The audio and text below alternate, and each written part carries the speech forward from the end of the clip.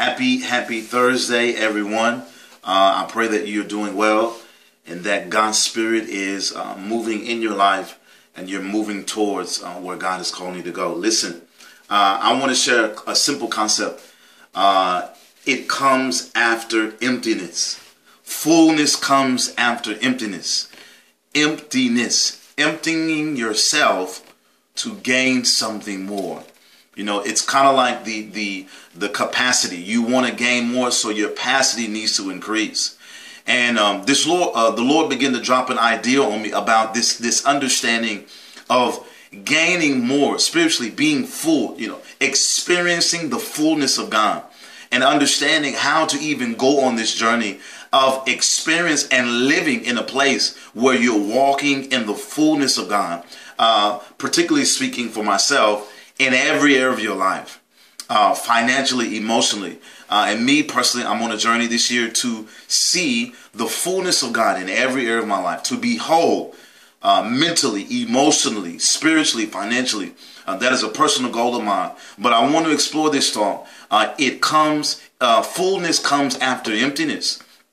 And when you look at the life of Jesus, he emptied himself at the cross to gain something more. As a result of emptying himself out, as a result of giving of all that he is, which ultimately was his life, he gained honor and glory beyond what he could ever attain if he did not give all that he had, if he did not empty himself out. In the Bible, we also read an account of the sinful woman in the book of Luke. It's found in all three Gospels, to where the Bible says this sinful lady, she came and she broke her alabaster jar and she broke it upon Jesus' feet, and it was filled with very expensive perfume. Expensive perfume. It was very costly. And the Bible says that she poured it all out upon Jesus' feet, and she began to take her hair and she began to wipe the feet of Jesus.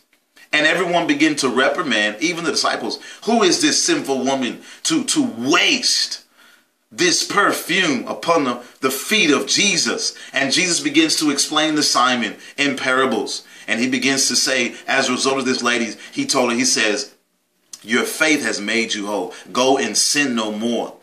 What am I talking about? I'm talking about she emptied everything that she had, the costly perfume that was in her possession. She gave it up to gain something more. And a lot of times when God is calling us to experience a greater level of fullness, we have to release what we have and sacrifice that which we deem valuable. Because remember, it has to be a sacrifice. You know, that which we deem valuable, that which may be uncomfortable for us, that which may put us out of pocket, that which hurts us. The whole ideal is it's a sacrifice. It's costly. It's value. Like the woman, she emptied out what she had, and she gained something more that she did not have the ability to do. But it was the point of her sacrifice, and what she had, she emptied it out. You know, there's a concept in the educational world that is introduced when people are trying to teach a new concept or trying to teach a new marketing tip or something that they want to teach students or business professionals. It's called the ability to learn and unlearn. And sometimes in our life, we have to unlearn some things.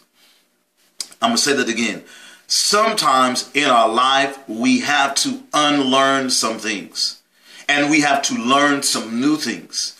It can be compared to the maturation process when you have a grown man or a grown woman. You know, as you're a toddler, when you're born into the world, you go through different maturation process. When you're 5 years old, there are certain things that you have to learn when you're 5.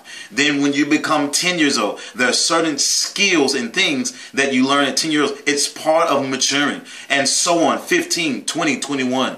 But there are times where we get to certain situations, circumstance, even relational things that we are not able to function in because we have not matured in that area, and it creates problems. And we begin to say things like this: oh, that's just the way that I am.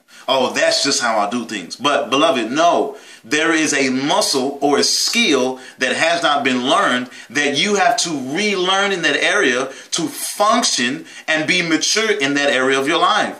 And beloved, when we come to understand this concept of becoming empty or even unlearning to learn something new, it is a biblical standard or a biblical picture that we see. To give more or to gain more, you have to give up something. You have to lay down what you have to gain more. It's the understanding of when you want to become full, you have to become empty. And I know it's a simple thing, but it's very difficult to exercise in your everyday life. And so I want to challenge you. Are you full, but yet unsatisfied? Because if you are, it is a result that you need to change and observe and take an honest assessment of what you're doing in your life, because that is not God's will. It is not God's will for you to be full, but yet unsatisfied and not walking in the fulfillment of what God has for your life. You know, the Bible says in Matthew 22, many are called, but few are chosen. You know, that can be translated or even interpreted. Many are called, but few make a decision. You know, God, he's always calling us higher. God is always inviting us. It's always an invitation with God. But, beloved, there's a point to where we have to come to a resolve and we have to make a decision that will align with what God is calling us to do. If God is calling us to go higher in your relationships, in your finances, even in your